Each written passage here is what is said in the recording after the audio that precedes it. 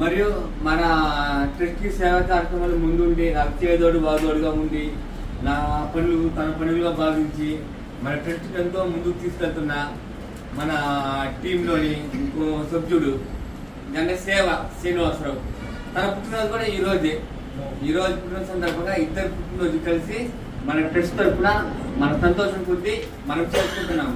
Happy birthday to చెప్పండి.